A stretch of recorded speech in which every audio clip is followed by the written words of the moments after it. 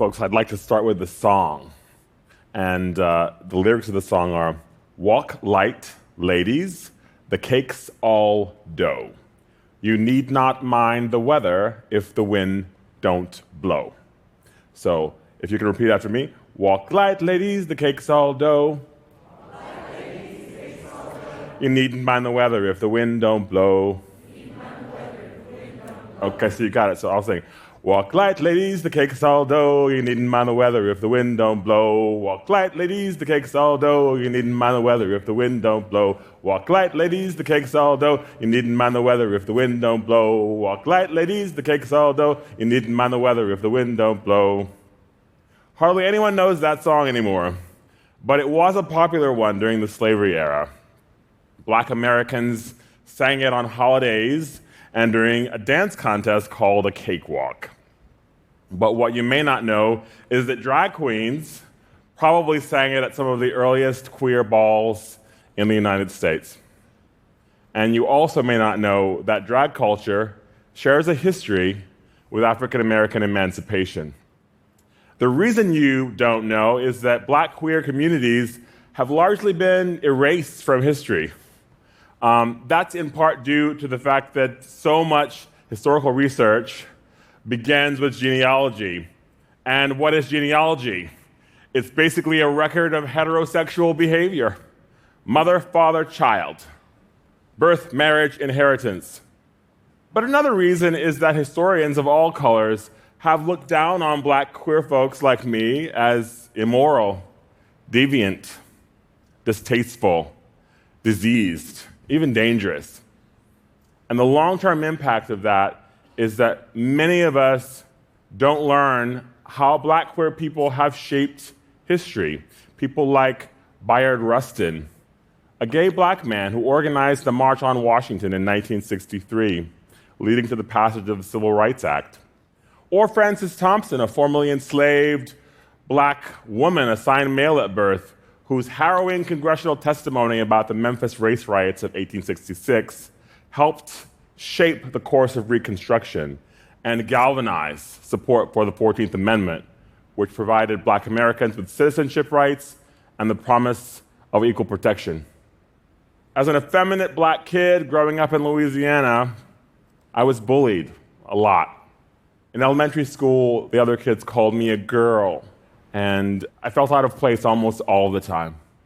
If I had learned in school about the contributions of Black queer people, it would have made an enormous impact on my life. I think recovering these histories can save kids' lives. But after spending the last 15 years researching and writing about these topics, I would like to make the case that learning Black queer history is crucial to understanding our shared history. So you've probably heard that the fight for queer liberation began with the Stonewall Uprising. New York police raided a queer bar in 1969. Riots followed, and magically, a celebration of pride was born. The problem is that's not true.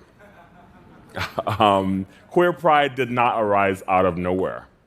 There had to be a foundation of self-acceptance and solidarity in place already. And in fact, many people have been working for decades to build the courageous and confident community that made Stonewall, Pride, and eventually marriage equality possible. One of those people was William Dorsey Swann, the first drag queen. Swann was born into slavery in Maryland just before the Civil War. In the 1880s, as a young adult, he moved to Washington, D.C. to find work to help support his parents and siblings. In Washington, he found the Emancipation Day Parade, an enormous annual celebration commemorating the end of slavery in the U.S. Capitol. The highlights of the parade were called queens, beautiful crowned Black women who personified African Americans' newfound freedom. The Queens of Emancipation Day so inspired Swann that he adopted the title queen for himself at the secret dance that he and his friends called a drag. The word drag possibly comes from a contraction of grand rag, which is an early term for a masquerade ball. So Although people assigned male at birth have dressed in feminine clothing for all sorts of reasons throughout the centuries, the term drag queen begins with Swan, who is the earliest documented person to call himself a queen of a cross-dressing party described by its participants as a drag. The title queen signified that Swan held an honored place in the community. But the term queen is even more important because it's one of the earliest positive terms that queer people had to describe ourselves. In the 1880s, positive terms like transgender and non-binary didn't exist yet. Homosexual was a word only used by Germans. And although gay, lesbian, and bisexual were English words, they didn't mean what they mean today, and they weren't used to self-identify. So it can be tempting to apply modern identities to people of the distant past. But if we do so, we often fail to consider and respect the ways that they thought of themselves, right?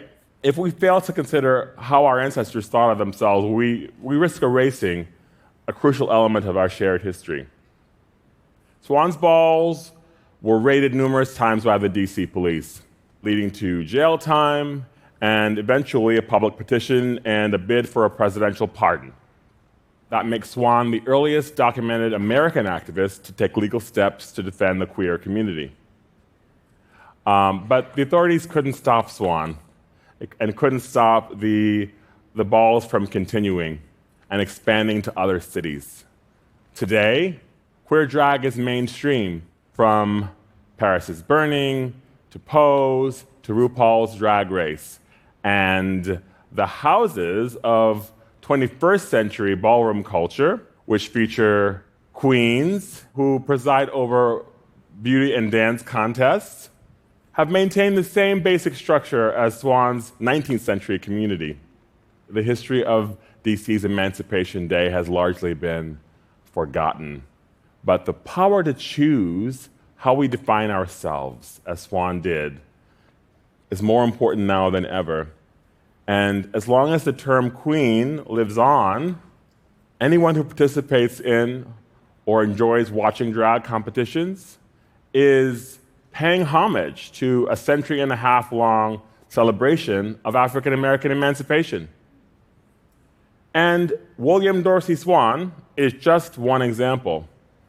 How many other Black queer stories have been erased from the historical record? And what could those stories teach us about who we are? Thank you.